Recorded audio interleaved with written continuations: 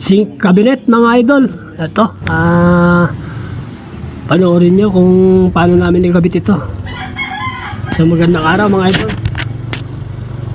Magkakabit tayo ngayon ng lababo cabinet.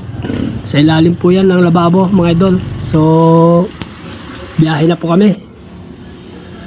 Dito na po tayo sa pagkakabitan natin.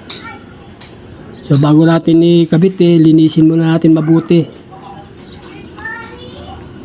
Ito, tinesting namin tong pinaka-frame ng may pintuan, okay naman na to.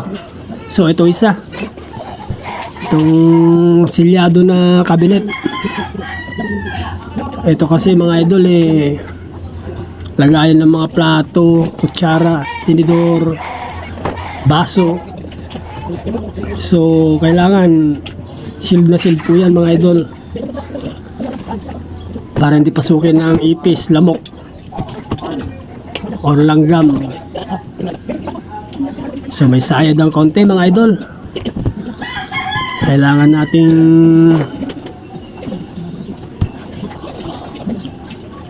ilabas ulit. May bukol mga idol.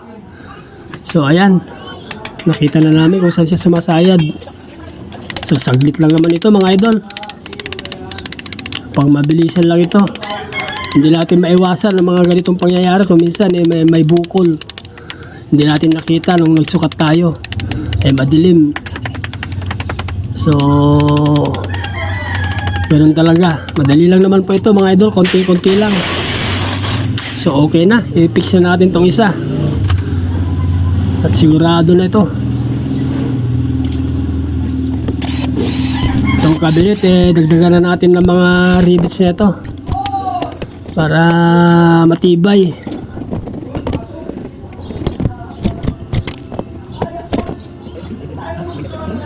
Ayan, patapos na tayo sa kabila.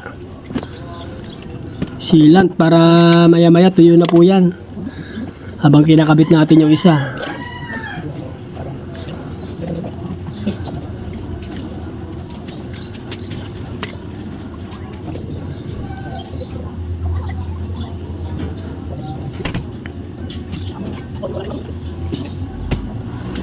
Okay na mga idol, dito na lang sa dugtungan.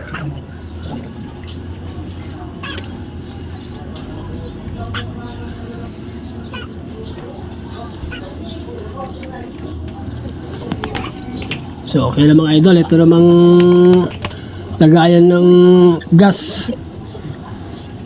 Kailangan po naka-open ito mga idol. Kinabit natin dito screen mesh saka expanded. Kailangan po open air po yan. Mga sinasuggest namin nagpapagawa, kailangan ang gasol open air para pag may singaw, hindi siya makukulog, para hindi magkaroon ng disgrasya.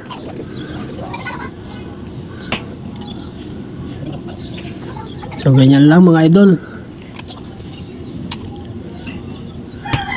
C2 po ang ginamit natin concealed po rito mga idol. Konting alignment na lang ito. Saka natin punuin ng tornilyo para walang kawala.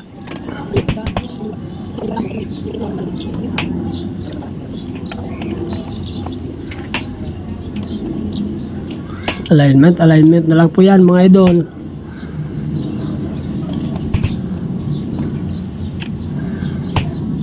So ayan, patapos na tayo mga idol. Okay na, kabit na natin itong silin.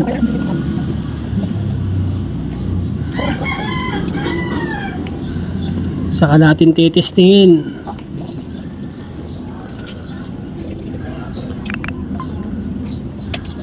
So okay na mga idol. So ayan na po yung kinalabasan. Glossy white po yan mga idol. Cladding.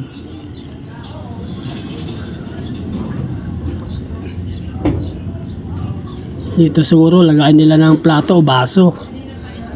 Ito yung lagay ng kutsara. So So ito naman yung gasol, okay na. So yan na po yung kilalabasan mga idol. So thank you. Thank you for watching. Pack up na naman kami. Next time ulit mga idol. Thank you.